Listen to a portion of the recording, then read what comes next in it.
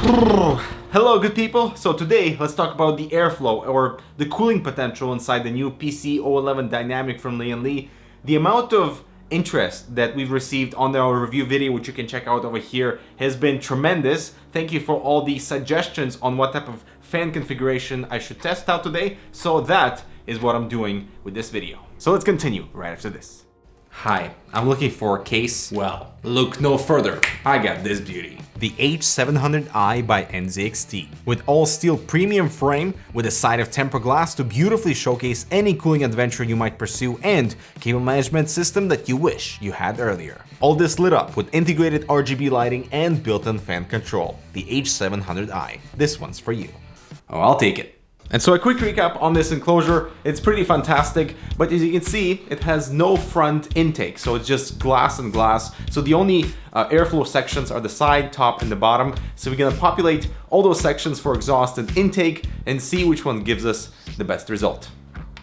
Now normally I'm not the one to go with RGB fans because they require additional wiring and more hubs and etc. and like to keep my things as tidy and clean as possible. But for a case like this, where I'm not doing a hard loop, I have to compensate somehow for the extra bling, which is where these ML120 Pro RGB fans come in. Well, that was an unintentional rhyme. And to alleviate the inconvenience of powering all 6 fans, I have the Commander Pro. So this thing is pretty cool. We have 6 PWM fan headers, additional USB ports, and LED strips in here, so I can control the lighting and fans directly from one hub, from one software, so I can actually monitor my fan RPM so that we can have, like, you know, a fair comparison on this intake exhaust situation inside this Lian case. You see, I hope I'm not making a giant mistake with these fans being RGB. I mean, is that too much? Like normally I would populate an LED strip so I can give the hardware some accent, but now the fans are RGB. I wonder if it'll be too much. I hope not. Alright, so for connectivity, I'm actually super happy to say that it's pretty straightforward. So each fan goes into this lighting controller hub that has the 4-pin. That communicates with this different hub that goes into your motherboard so you can control the lighting via the software. But that is exactly where the Commander Pro comes in, because we eliminate these 2 pieces. So now all the fans can be connected via the PWM connector on the Commander Pro, and then the lighting hub goes directly into the Commander Pro. So only these little pieces are required to control both the speed and the lighting of all of my 6 fans. So not bad at all, but now let me populate all these fans and we'll see what type of temperatures we get. Now before we go any further, which of the configurations, either for top exhaust or intake or the bottom exhaust or intake, will deliver the best results? So leave your expectations in the comments and then come back to it to see if you are correct.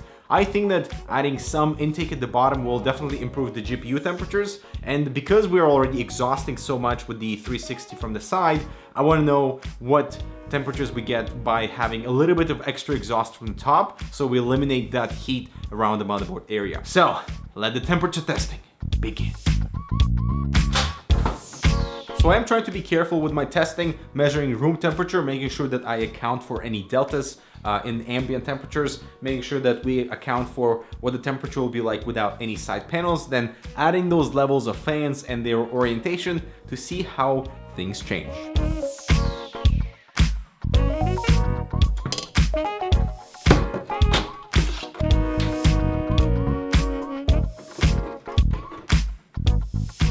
I think this was one of the most requested configurations to check out. So more intake at the bottom. So I have 3 fans in there, giving fresh air for the GPU and the side radiator. So there's a bit of that. And I am running my benchmark stress test for 25 minutes. So there's enough time for the liquid inside the all-in-one to actually heat up. We can see what the difference is with that additional intake at the bottom. And while we wait, it's the perfect time for boot sequence. Snows, fill us in.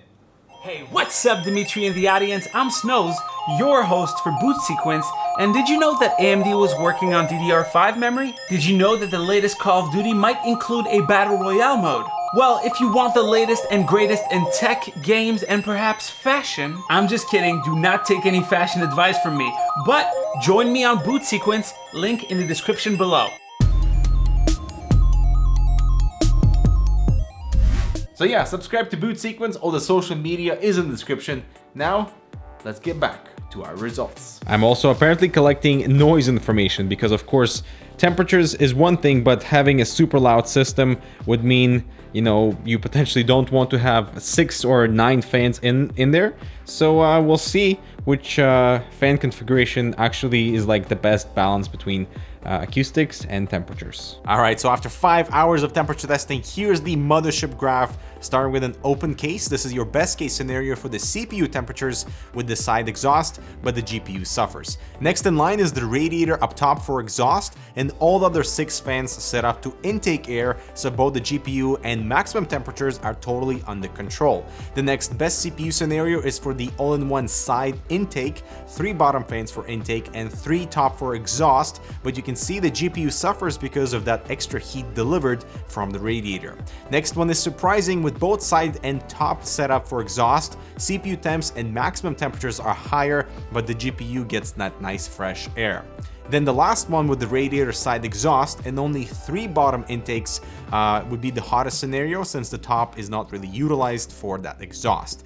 And if we have no additional airflow at all, so just the all-in-one cooler for the side exhaust, CPU and GPU are at their worst and highest temps. Surprisingly, noise variation between 6 or 9 fans is not that significant, which is why I ran them at 1000 RPM, because it makes no sense to run all 9 fans at full speed. Now, of course, these results will vary, especially if you are water cooling the GPU, because the GPU spits out a lot of heat into the enclosure. So there are 2 trends that emerge through this test. So the first one is having some sort of intake at the bottom for the GPU is a must. In order to deliver fresh air for the GPU, it definitely helps. The second thing is, if your priority is for the CPU cooling with a radiator, then the side intake is the best.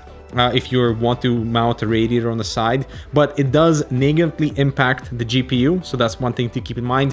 Whereas what I have configured right now is like your best case scenario with the radiator up top for exhaust, and then having 3 fans for intake, both on the side and the bottom, delivers the best fresh air both for the interior and the GPU. And so I think 9 fans in the system is kind of overkill, but if you populate, let's say, just 1 fan at the bottom, it will definitely help to deliver some fresh air for the GPU, but then it wouldn't look that great because it's just 1 fan and this whole thing is very exposed. So you also have to potentially think about the visual aspect alongside your temperatures. But I feel like having a water block on the GPU would definitely help temperatures, because then all that heat will not be circulating on the interior, and then you can have radiator for exhaust at the top, radiator on the side for exhaust as well maybe, and then just having a few fans at the bottom for intake to have like this optimal cooling scenario. All right, so what have I learned from this experience? Well, temperature testing is extremely time consuming, especially when we're dealing with multiple configurations of fans, and I even did stuff with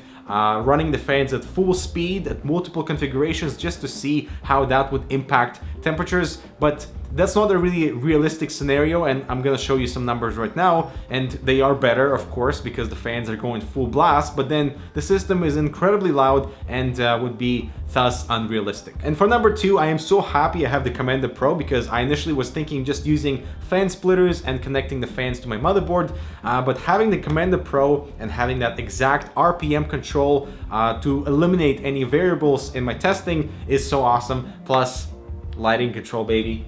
That looks absolutely gorgeous. So let me know what you think of this entire experiment, and come back to your original comment to see what your expectations were like in the beginning versus what you know now in terms of temperature testing. And the reason why I'm not doing anything with airflow in terms of the CPU tower cooler is because this case really is designed for radiators, and so the airflow version will come out, so we'll be doing more things with the air coolers on that side of things, but for here it's really radiator focused. All right, so that's it for me. Make sure to subscribe, check out this other relevant content. Don't forget to subscribe to Boot Sequence, the new channel for all that delicious tech news, and we'll see you in the next video.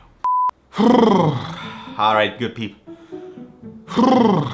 And see how temperatures improve for the GPU. I don't, you know, and so yeah, make sure to subscribe to all. So make sure to subscribe to the new channel for all the. We should be okay. We should be fine.